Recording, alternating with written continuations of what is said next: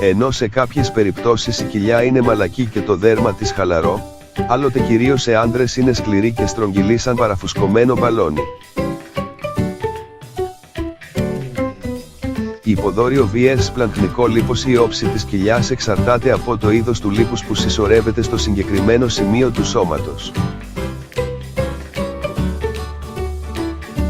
Όταν η κοιλιά είναι σκληρή και στρογγυλή, αυτό σημαίνει ότι στην περιοχή υπάρχει συσσωρευμένο σπλαχνικό λίπος.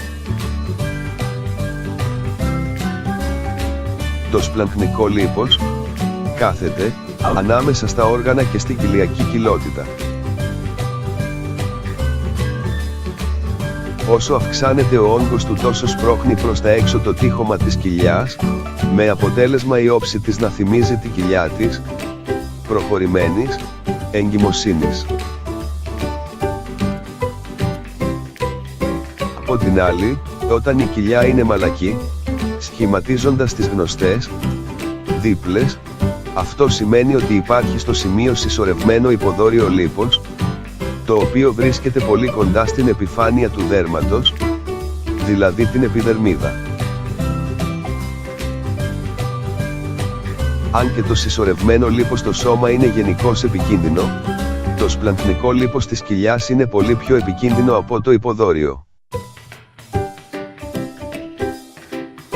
Η σκληρή κοιλιά είναι σαν μια ορολογιακή βόμβα στο σώμα, αναφέρει χαρακτηριστικά ο Jean-Pierre Desbordes, καθηγητής στο Πανεπιστήμιο Λαβάλ του Κεμπέκ, καθώς αυξάνει τον κίνδυνο καρδιοπάθειας και διαβήτη. Το σπλαχνικό λίπος είναι επικίνδυνο αφενός επειδή βρίσκεται κοντά σε ζωτικά όργανα όπως το σηκώτη και ταυτόχρονα επειδή απελευθερώνει μαζικά ουσίες που προωθούν τις φλεγμονές και συμβάλλουν στην αντίσταση στην ινσουλίνη. Μάλιστα, σύμφωνα με μελέτη του 2015 στην επιθεώρηση Annals of Internal Medicine, το συσσωρευμένο λίπος στην κοιλιά είναι επικίνδυνο ακόμη και για τα άτομα που δεν θεωρούνται υπέρβαρα βάσει του δείκτη μάζας σώματός τους, καθώς συνδέεται με αυξημένο κίνδυνο θανάτου λόγω καρδιοπάθειας. Όσο για τις αιτίες που καθοδηγούν τη συσσόρευση του σπλαχνικού λίπους, σε αυτές περιλαμβάνεται η κληρονομικότητα, γονίδια, αλλά και ο τρόπος ζωής,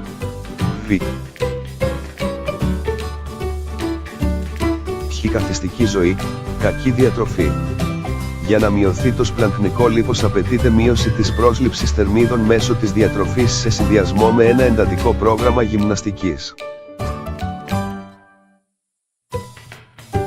Υπολογίζεται ότι μια απώλεια της τάξης του 5-10 του συνολικού σωματικού βάρους μπορεί να οδηγήσει σε μείωση 25-40 του σπλαχνικού λίπους στην περιοχή της κοιλιάς, ενώ αποτελεσματικότερη για την αντιμετώπιση του συσσωρευμένου λίπους στην κοιλιά είναι η αεροβική γυμναστική.